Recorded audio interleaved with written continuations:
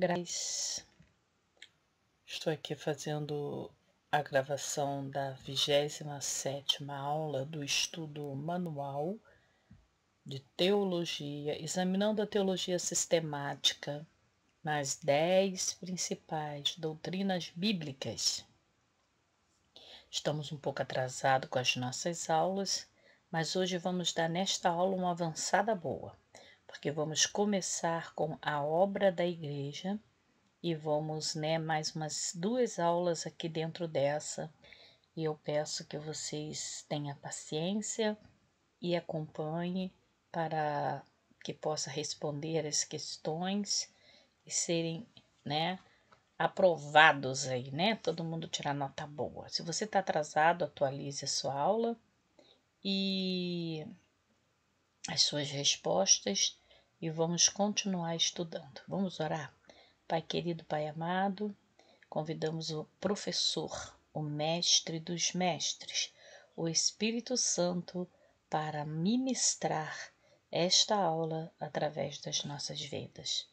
Eu coloco meus alunos nas tuas mãos, peço que o Senhor abra o coração e a mente, não permita que eles desanimem, desistem, se cansem, mas que eles possam continuar estudando e terminem essas aulas com louvor e com as honras do Espírito Santo sobre a vida deles. Eu abençoo a todos em nome do Pai, do Filho e do Espírito Santo e que essa aula seja dirigida por Ti, em nome de Jesus. Amém. Doutrina da Igreja com o tema A Obra da Igreja, 27ª aula. Pregar a salvação, Cristo a tornou acessível, por provê-la a Igreja a torna real por proclamá-la. Mateus capítulo 28, versículo 19 e 20.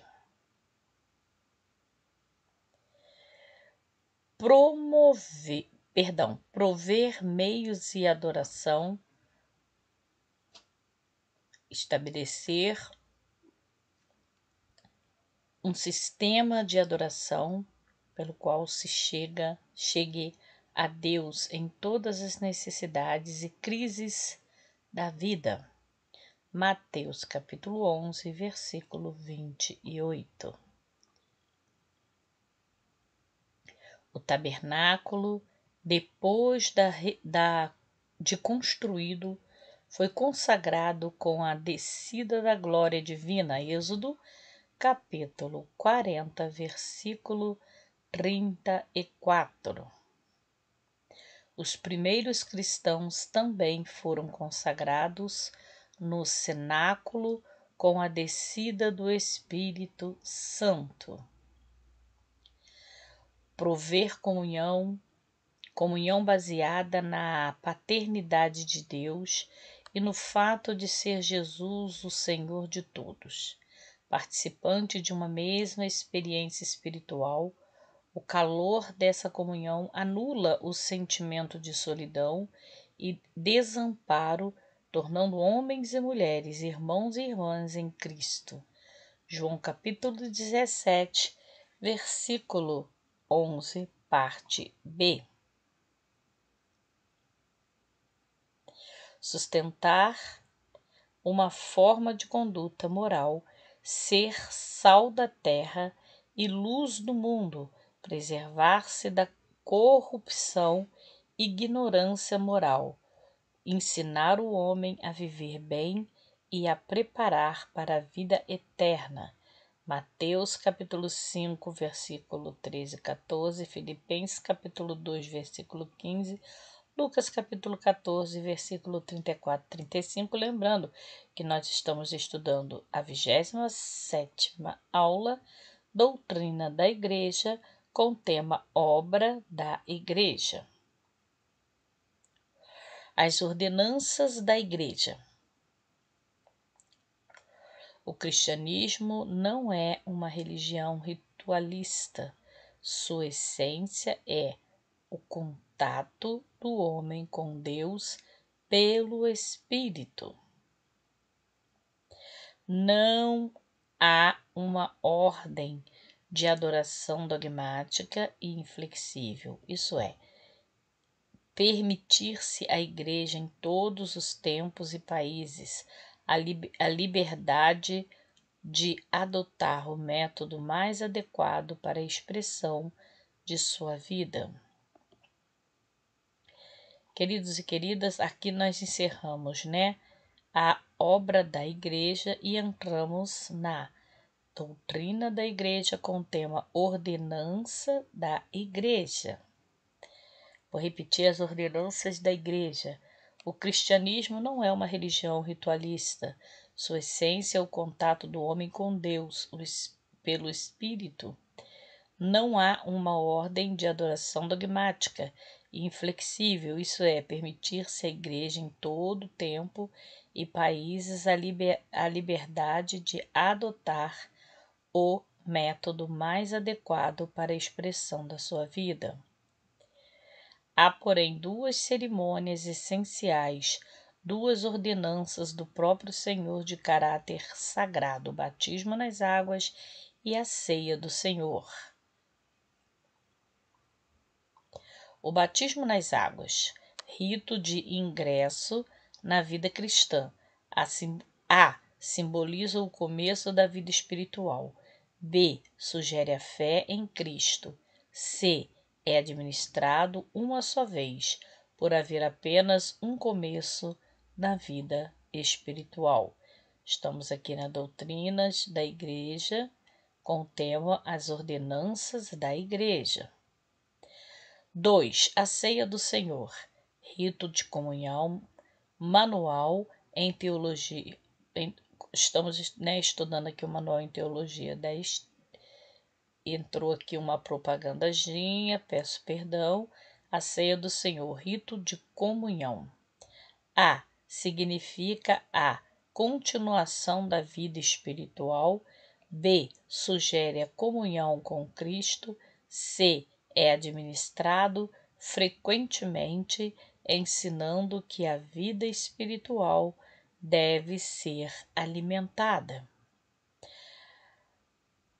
Ainda nas ordenanças da Igreja, as pessoas são batizadas não para serem salvas, mas porque já são salvas, dando assim testemunho público da sua regeneração pela fé em Jesus Cristo.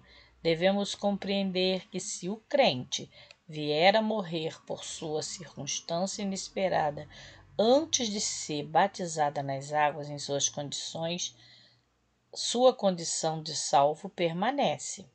Todavia, em condição normal, todos os que creem devem ser batizados, pois o batismo é uma ordenação divina e não uma mera opção.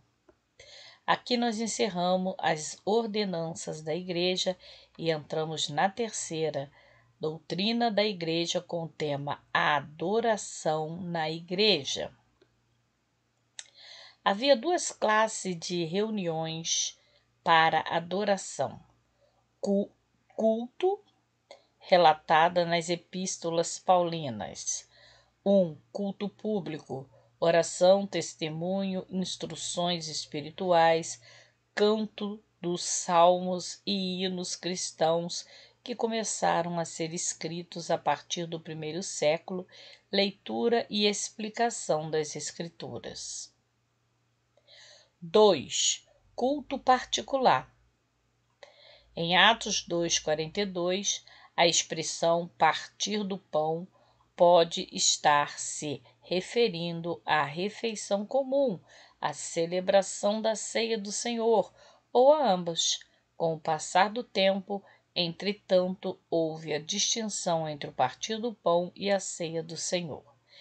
Instituiu-se a festa do amor, ágape no grego. Em determinados dias, os cristãos reuniram-se para comer essa alegre e sagrada refeição de comunhão, simbolizando o amor fraternal.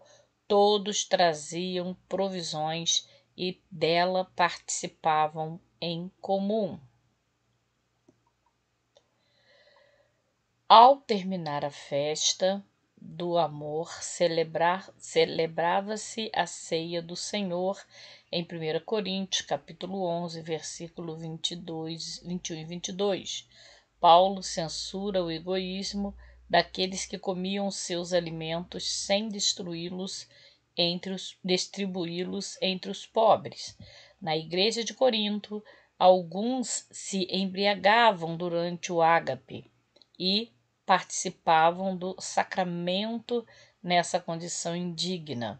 Posteriormente, a Santa Ceia foi separada do ágape e celebrada na manhã do dia do Senhor. O governo da igreja, agora nós terminamos aqui a adoração na igreja, vamos para a quarta, que é a organização na igreja, ainda dentro da doutrina da igreja como tema. O governo da igreja, a igreja como organização, por causa do seu crescimento numérico, surgiu a partir das seguintes causas: a resolução de emergência seguidas que acumulou nas escolhas de oficiais, Atos capítulo 6, versículo de 1 a 5. B. Separação de irmãos pela concessão de dons espirituais para a obra do ministério. Vamos continuar com a organização da igreja.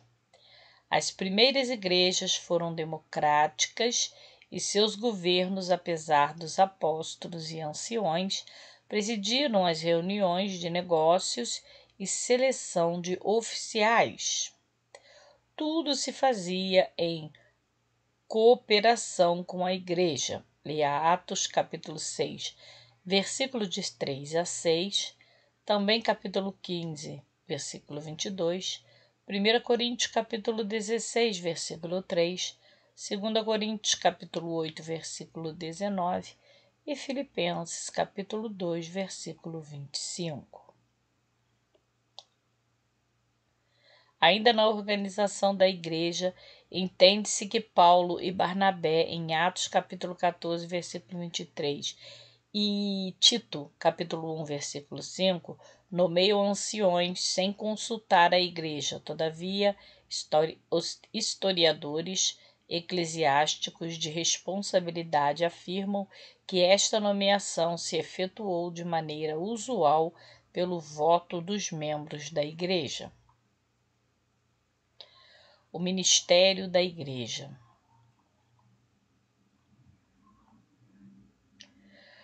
Quando subiu ao céu, Cristo concedeu dons aos homens, ou seja, aos cristãos, capacitando-os a conduzir o ministério. Esses mesmos dons operaram-se em Cristo Jesus, atuou como Esses mesmos dons operaram em Cristo Jesus, atuou como apóstolos, leia Hebreus capítulo 3, 1 como profeta, leia Atos capítulo 3, versículo 22 e 23 como evangelista, leia Lucas capítulo 4, versículo 18 e como pastor, leia João capítulo 10, versículo 10 também como mestre, João capítulo 13, versículo de 3 a 14. Hoje, esses dons ministeriais que nele operaram são dados à igreja para que esta seja edificada. Ministério geral e profético. Geral porque era exercício para com todas as igrejas, profético por vir a existir por causa da concessão de dons espirituais. Apóstolos, testemunhas oculares da vida, morte, ressurreição e ascensão de Jesus receberam sua comissão do próprio Cristo. Leia Mateus capítulo 10, versículo 5 e Gálatas capítulo 1, versículo 1. Gozaram de sua inspiração especial. Gálatas capítulo 1, versículo 11 ao 12, 1 Tessalonicenses capítulo 2, versículo 13. exerceram poder administrativo para as igrejas. 1 Coríntios, capítulo 5, versículo de 3 a 5, 2 Coríntios, capítulo 10, versículo 8, João, capítulo 20, versículo 22 e 23. Levaram credenciais sobrenaturais. 2 Coríntios, capítulo 12, versículo 12, cujo trabalho principal era estabelecer igreja em campos novos. 2 Coríntios, capítulo 10, versículo 16. Os 12 apóstolos e Paulo, que por sua chamada especial constituía classificação à parte, era um apóstolo por primazia, mas este título também foi outorgado a outros que se ocupavam da obra missionária. A relação dos primeiros apóstolos foi única, foram testemunhas oculares da ressurreição e foram comissionados por Cristo em pessoa. Os apóstolos e evangelistas provinham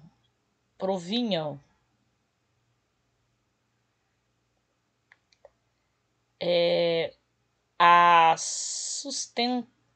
superintendência geral da igreja. Apóstolo é o mesmo que missionário. Atos capítulo 14, versículo 14, Romanos capítulo 16, versículo 7. Aqui nós estamos entrando na doutrina da igreja com tema e organização da igreja. Quinta aula. Mestre, dotados do dons para a exposição da palavra, tal qual os profetas, muito deles viajaram de igreja em igreja, e ministério local e profético, 1 Timóteo capítulo 3, nomeados pela igreja à luz de determinada vocação. O ministério local incluía o seguinte: presbíteros e anciões, intitulados bispos, que significa supervisor ou superintendente da igreja local, que exercia cuidado pastoral e disciplinar. Deveres geralmente de natureza espiritual eram às vezes chamados pastores. Efésios capítulo 4, versículo 11 e Atos capítulo 20, versículo 28. Diáconos ou diaconisas, número de obreiros, ajudantes, cujo trabalho era visitar as casas de casa em casa, exercendo um ministério prático entre os pobres e necessitados, 2 Timóteo 5, 8 ao 11. Ajudava a celebração da ceia do Senhor. Meu irmão, minha irmã, tivemos 5 aulas. 5 aulas aqui dentro dessa, então nós temos uma adiantada boa. Próxima será a 27ª, será a 28ª aula, e o tema será a doutrina dos anjos. Até lá, que Deus te abençoe, a paz do Senhor.